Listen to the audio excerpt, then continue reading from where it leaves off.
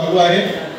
अनेक लोक त्यांचा चॅनलवर बघतात, त्यांना लाईक करतात, सबस्क्राईब करतात। हे बघून आम्हाला खूप आनंद होतो। आणि जनित न्यूज ज्या वेळेस चांगल्याच न्यूज लावलेल्या, अजूनही कुठल्याही वादग्रस्त न्यूज जनित न्यूज मध्ये नसतात। म्हणजे कसं तरी चांगल्या न्यूज, चांगल्या घडामोडी सोशलवर जास्तीत जास्त कसं चालेल यावरती काम करत असते। आज इथं जेव्हा मी एवढ्या लोकांचा सत्कार पाहिला, मनापासून भारावून गेलेलो आहे। कारण भटकळून सामाजिक संस्थांतर्गत मी बघत असतो नेहमी वेळोवेळी बरेचशा संस्था उल्हासनगरमध्ये, सिमरन संस्था असतील, मग आपले गुजरातीबाई त्यांची असतील, मनीषाताईंची संस्था आहे, अनेक संस्थांची नावं पाहिली।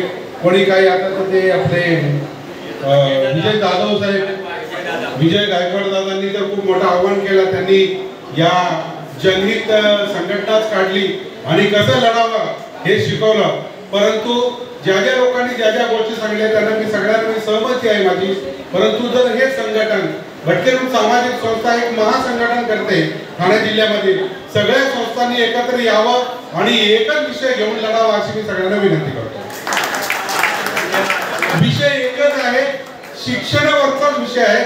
काही लोकांनी सांगितलं कमी पैशात कसा शिकवतील, काय फी कशी असतील, सरकार काय योजना देतो।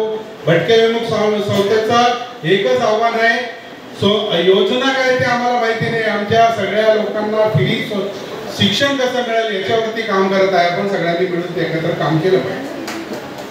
तसे मी दिव्यांग बांधव बघतोय, बरेचशा काही गोष्टी आहेत, त्या दिव्यांगांना कसं काय मदत होईल, या काय होईल, हे सगळ्या गोष्टी ठीक आहे।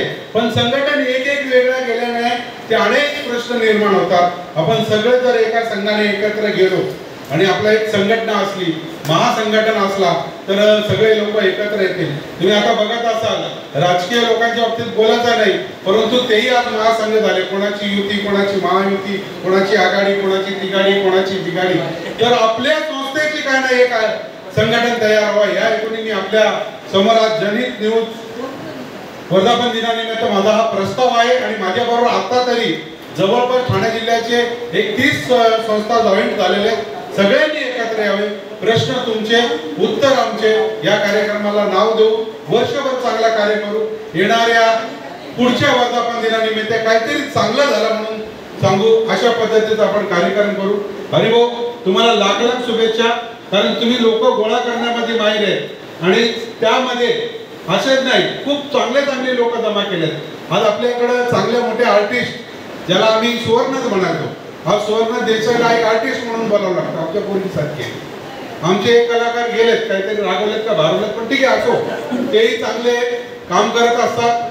क्रोध माणसाला खाऊन टाकतो, क्रोधापेक्षा शांततेने किती कार्य होतं का, काय होतं का याच्यावर लक्ष। माझा सत्कार झाला नाही हा अपमान नाही, हा सर्वात मोठा मान आहे, तुमच्या लक्षात येणार नाही।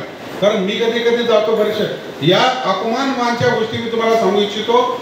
आपल्या इकडं दीक्षाभूमी आहे, बुद्ध दीक्षाभूमी कल्याणला, आणि त्यामध्ये मला सत्कारासाठी बोलवलं होतं आणि तिथं खूप मोठे मान्यवर होते। आणि जवळपास तिथं साहेब, सौदागर साहेब, तिथं 100 असे प्रमाणपत्र होते, 100 प्रमाणपत्र।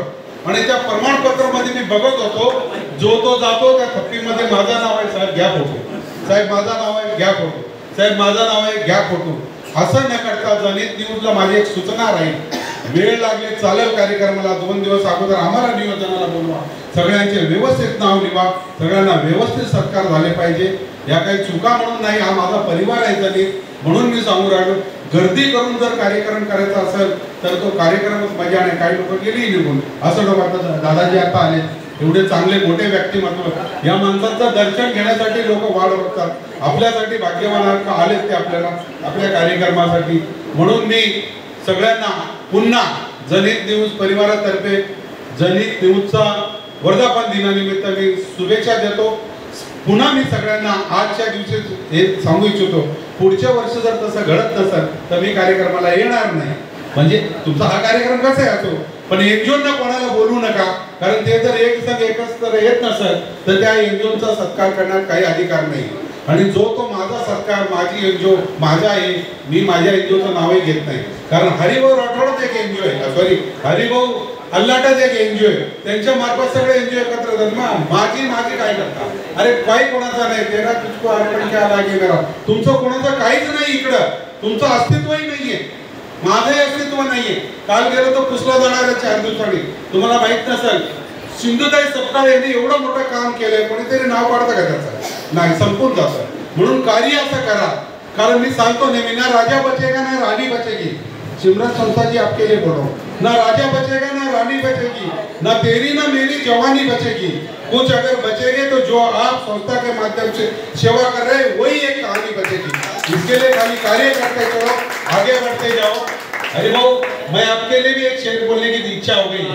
या मेरे मालिक, आपकी अदालत में मेरी जमानत रखना, मैं रहूं ना रहूं, मेरा जनहित परिवार और मेरे दोस्तों को सही सलामत रखना. सही सलामत. जय हिंद, जय भारत.